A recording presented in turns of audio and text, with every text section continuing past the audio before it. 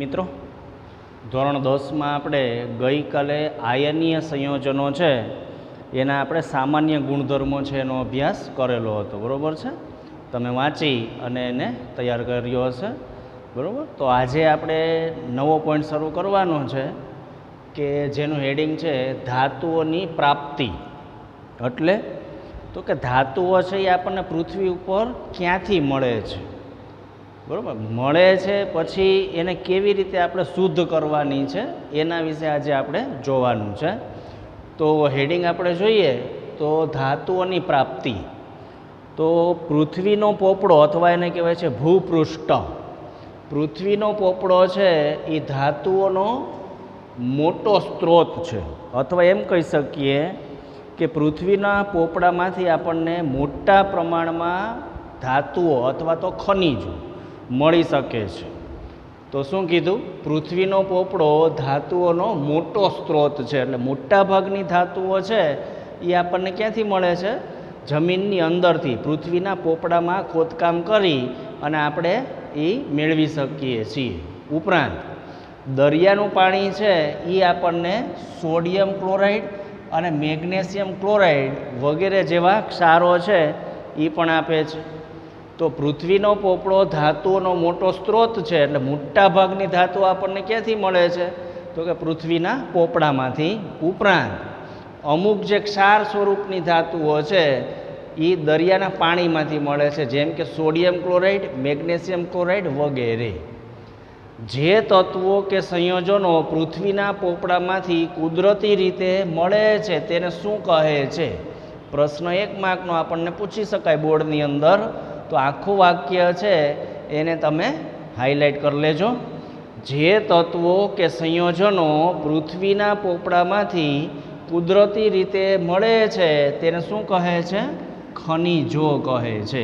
જેને આપણે મિનરલ કહીએ છીએ એ ખનિજો છે એ પૃથ્વીના પોપડામાંથી કુદરતી રીતે મળતી હોય, કાં તત્વ સ્વરૂપે મળે અને કાં સંયોજન સ્વરૂપે મળે. તો ખનિજની વ્યાખ્યા શું આપણને પૂછી શકાય? તો કે ખનિજ એટલે શું, અથવા ખનિજ કોને કહે છે? તો કે જે તત્વો કે સંયોજનો પૃથ્વીના પોપડામાંથી કુદરતી રીતે મળે છે તેને ખનિજો કહે છે.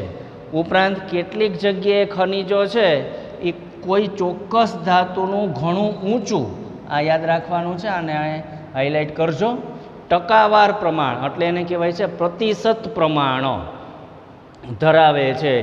એટલે કેટલા ટકામાં એ ધાતુ છે એ પૃથ્વીના પોપડામાં અંદર પડેલી છે. શું કીધું? કેટલીક જગ્યાએ ખનિજો છે એ કોઈ ચોક્કસ ધાતુનું ઘણું ઊંચું ટકાવાર પ્રમાણ છે એ ધરાવે છે. જેમ કે ગુજરાત છે તો એની જે જમીન છે એની અંદરથી એલ્યુમિનિયમ આપણને મળે છે. તો એ કેટલા ટકામાં મળે છે એ આપણે તપાસવું પડે. કેટલીક જગ્યાએ ખનિજો કોઈ ચોક્કસ ધાતુનું ઘણું ઊંચું ટકાવાર પ્રમાણ ધરાવે છે અને તેમાંથી ધાતુનું નિષ્કર્ષણ એટલે એને શુદ્ધ કરવું, નિષ્કર્ષણ લાભદાયી હોઈ શકે. એટલે એમાંથી શું થાય? આપણને મોટા પ્રમાણમાં ધાતુ છે એ મળી શકે છે. તો અને તેમાંથી ધાતુનું નિષ્કર્ષણ લાભદાયી હોઈ શકે છે. આવી ખનિજોને શું કહે છે? તો કે એ ધાતુની કાચી ધાતુ અથવા તો એને કહેવાય છે અયસ્ક. શું કહેવાય છે? અયસ્ક અથવા તો કાચી ધાતુ. કેટલીક જગ્યાએ ખનિજો છે એ કોઈ ચોક્કસ ધાતુનું ઘણું ઊંચું ટકાવાર પ્રમાણ ધરાવે છે અને તેમાંથી ધાતુનું નિષ્કર્ષણ લાભદાયી હોઈ શકે. આવી ખનિજોને કહેવાય છે કાચી ધાતુ અથવા તો અયસ્ક કહે છે. હવે આપણે સક્રિયતા શ્રેણી છે એ ભણી ગયા છીએ કે સૌથી વધુ સક્રિય કોણ છે? તો કે પોટેશિયમ. સૌથી ઓછી સક્રિય કોણ છે? તો કે સોનું. એવી રીતે આપણે ધાતુની સક્રિયતા શ્રેણીઓ છે એમાંથી આપણે કઈ ધાતુને કઈ પદ્ધતિ વડે આપણે એનું નિષ્કર્ષણ કરી શકીએ. તો જુઓ, ચોપડીમાં આપણને આપેલું જ છે કે સોડિયમ, પોટેશિયમ, કેલ્શિયમ, મેગ્નેશિયમ અને aluminium. Potassium, sodium, calcium, magnesium અને એલ્યુમિનિયમ કેવી ધાતુઓ છે? તો કે અતિ સક્રિય ધાતુ છે અથવા તો ઊંચી સક્રિય ધાતુ છે. હવે આની જે કાચી ધાતુ આપણને મળતી હોય તો એ કઈ પદ્ધતિ વડે આપણે એનું નિષ્કર્ષણ કરી શકીએ? તો આપણને ટેક્સ્ટ બુકમાં આપેલું છે વિદ્યુત વિભાજન પદ્ધતિ છે એ આના માટે આપણે ઉપયોગમાં લઈ શકીએ. કઈ અથવા ટૂંકમાં આપણે યાદ રાખીએ કે ઊંચી સક્રિયતા ધરાવતી ધાતુ છે એનું નિષ્કર્ષણ વિદ્યુત વિભાજન પદ્ધતિ દ્વારા આપણે કરી શકીએ. તો ઊંચી સક્રિયતા ધરાવતી ધાતુઓના નામ જણાવો તો કે પોટેશિયમ, સોડિયમ, કેલ્શિયમ, મેગ્નેશિયમ અને એલ્યુમિનિયમ. ત્યાર પછી સક્રિયતા શ્રેણીના મધ્ય ભાગમાં આવતી ધાતુઓ છે એ ઝિંક છે, આયન છે, લેડ છે અને કોપર છે. કઈ છે? ઝિંક, આયન, લેડ અને કોપર. હવે એનું નિષ્કર્ષણ કરવું હોય તો કઈ રીતે કરી શકાય તો કે રિડક્શન પદ્ધતિ દ્વારા. પણ રિડક્શનની અંદર શેનો ઉપયોગ કરવાનો છે તો કે કાર્બનનો ઉપયોગ કરી અને જો આપણે રિડક્શન કરીએ તો આ ધાતુઓ છે એનું નિષ્કર્ષણ આપણે કરી શકીએ છીએ. ત્યાર પછી સૌથી ઓછી સક્રિય ધાતુ ચાંદી અને સોનું છે. એ કુદરતમાં કેવી અવસ્થામાં મળે છે તો કે મુક્ત અવસ્થામાં મળે છે. એ કોઈ દિવસ કોઈની સાથે સંયોજન બનાવતી નથી.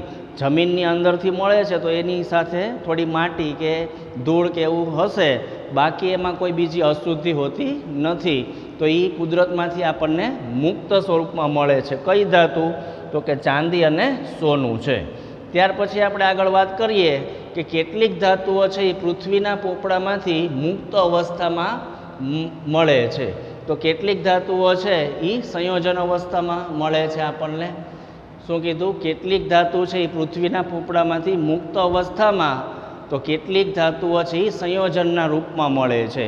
હવે મુક્ત અવસ્થામાં મળતી હોય એવી ધાતુના નામ આપણે શું કહી શકીએ તો કે સોનું છે, ચાંદી છે, પ્લેટિનમ છે વગેરે. ઉપરાંત સક્રિયતા શ્રેણીમાં તળિયે રહેલી ધાતુ એટલે જે સક્રિયતા શ્રેણી છે એમાં સૌથી નીચે જે ધાતુ આવી છે સોનું અને ચાંદી એને તળિયે રહેલી ધાતુ કહે છે. તો સક્રિયતા શ્રેણીમાં તળિયે રહેલી ધાતુઓ છે એ સૌથી ઓછી સક્રિય છે.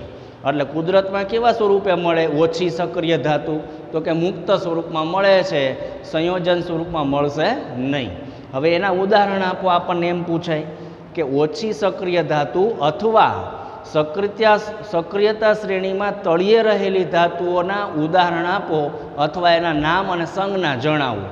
તો સોનું, ચાંદી, પ્લેટિનમ અને તાંબુ આ મુક્ત અવસ્થામાં મળે છે, પરંતુ તાંબુ છે એ ઘણીવાર એના સંયોજન સ્વરૂપમાં પણ મળે છે. એટલે સોનું, ચાંદી અને પ્લેટિનમ તો મુક્ત અવસ્થામાં જ આપણને મળે છે, પણ સાથે સાથે ઘણીવાર તાંબુ પણ મુક્ત અવસ્થામાં આપણને પ્રાપ્ત થઈ શકે છે. જો અહીંયા લખેલું જ છે કોપર અને સિલ્વર. કોપર એટલે તાંબુ અને સિલ્વર એટલે ચાંદી છે.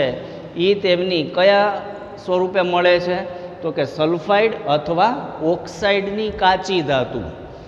જે કોપર મળે છે એ અને સિલ્વર છે એ સલ્ફાઇડ અથવા તો ઓક્સાઇડના સ્વરૂપમાં આપણને પૃથ્વીમાંથી પ્રાપ્ત થાય છે. એટલે કેવી અવસ્થામાં મળી આપણને તો કે સંયોજિત અવસ્થામાં પ્રાપ્ત થાય છે. મુક્ત અવસ્થામાં કોપર પ્રાપ્ત થાય ખરી, પણ બહુ ઓછી આપણને મળે છે. એટલે મોટાભાગે એ સંયોજન સ્વરૂપમાં મળે છે. તો કોપર અને સિલ્વર છે એ સલ્ફાઇડ અથવા તો ઓક્સાઇડના સ્વરૂપમાં આપણને મળે છે. સક્રિયતા શ્રેણીમાં ટોચ પર રહેલી ધાતુ. હવે ટોચ પર રહેલી ધાતુ એટલે કેવી ધાતુ તો કે અતિ સક્રિય ધાતુ. જેમ કે એમાં પોટેશિયમ છે, સોડિયમ છે, મેગ્નેશિયમ છે, કેલ્શિયમ છે અને એલ્યુમિનિયમ છે. આ સક્રિયતા શ્રેણીમાં સૌથી ઉપર આવેલી ધાતુઓ છે એ એટલી હદે સક્રિય છે કે ક્યારેય આપણને કુદરતમાં મુક્ત સ્વરૂપે મળશે નહીં. તો કેવા સ્વરૂપે મળશે? જો મુક્ત સ્વરૂપે ન મળતી હોય તો સ્વાભાવિક છે કે એ આપણને સંયોજિત સ્વરૂપમાં જ મળશે. કઈ ધાતુ સંયોજિત સ્વરૂપમાં મળે છે તો કે સક્રિયતા શ્રેણીમાં સૌથી ટોચ પર રહેલી ધાતુ છે એ આપણને સંયોજિત સ્વરૂપમાં મળે છે. ત્યાર પછી સક્રિયતા શ્રેણીની મધ્યમાં રહેલી ધાતુ એટલે ઊંચી સક્રિયતા અને નીચી સક્રિયતાની વચ્ચે રહેલી ધાતુ એટલે મધ્યમાં રહેલી ધાતુ કોણ છે તો કે ઝિંક, આયન અને લેડ. ઝિંક, આયન અને લેડ મધ્યમ સક્રિય ધાતુઓ છે. તે પૃથ્વીના પોપડામાંથી કયા સ્વરૂપે મળે છે તો કે ઓક્સાઇડ, સલ્ફાઇડ અથવા તો કાર્બોનેટ સ્વરૂપે આપણને મળે છે. તો આપણને પ્રશ્ન એવો પૂછાય કે સક્રિયતા શ્રેણીના મધ્ય વિસ્તારમાં રહેલી ધાતુ છે એ આપણને કયા સંયોજન સ્વરૂપે મળે છે? તો કે ઓક્સાઇડ, સલ્ફાઇડ અથવા તો કાર્બોનેટ સ્વરૂપે આપણને પ્રાપ્ત થાય છે પૃથ્વીમાંથી. ઘણી ધાતુઓની અયસ્ક, અયસ્ક એટલે એની કાચી ધાતુ, ઘણી ધાતુઓની અયસ્ક ઓક્સાઇડ જ હોય છે. મોટા ભાગે તમને જે સંયોજન સ્વરૂપે મળશે એ કેવા સ્વરૂપે મળશે? તો કે ધાતુના ઓક્સાઇડ સ્વરૂપમાં જ હશે. તો આમ થવાનું કારણ શું? તો કે આમ થવાનું કારણ એ છે કે ઓક્સિજન છે એ કેવું તત્વ છે? તો કે ખૂબ જ સક્રિય તત્વ છે અને પૃથ્વી ઉપર એનું પ્રમાણ અહીં કેવું છે? ખૂબ જ વધારે છે. એટલે મોટાભાગની ધાતુ છે એ ઓક્સાઇડના સ્વરૂપમાં જ આપણને પૃથ્વીના પોપડામાંથી મળે છે. આમ સક્રિયતાના આધારે આપણે ધાતુઓ છે એના કેટલા પ્રકારમાં આપણે વર્ગીકૃત કરી શકીએ? તો કે 3 પ્રકારમાં. આપણે સક્રિયતા શ્રેણીમાં કીધું ને કે સૌથી ઊંચી સક્રિયતા ધરાવતી ધાતુ, સૌથી નીચી સક્રિયતા ધરાવતી ધાતુ અને મધ્યમ સક્રિયતા ધરાવતી ધાતુ છે, એમ આપણે એને વર્ગીકૃત કરી શકીએ છીએ. આમ સક્રિયતાના આધારે આપણે ધાતુઓને નીચે દર્શાવેલ 3 પ્રકારમાં વર્ગીકૃત કરી શકીએ છીએ. નંબર 1, નીચી સક્રિયતા ધરાવતી ધાતુ, એટલે તે મુક્ત અવસ્થામાં જે મળે છે એ ધાતુ છે એ નીચી સક્રિયતા ધરાવે છે. ત્યાર પછી 2, મધ્યમ સક્રિયતા ધરાવતી ધાતુ અને નંબર 3, ઊંચી સક્રિયતા ધરાવતી ધાતુ, એટલે સક્રિયતા શ્રેણીમાં સૌથી ટોચ પર આવેલી ધાતુ છે. એમ આપણે 3 ભાગમાં આને વિભાજિત કરી શકીએ છીએ. તો વ્યવસ્થિત અહીંયા સુધી વાંચી અને તૈયાર કરજો. Thank you.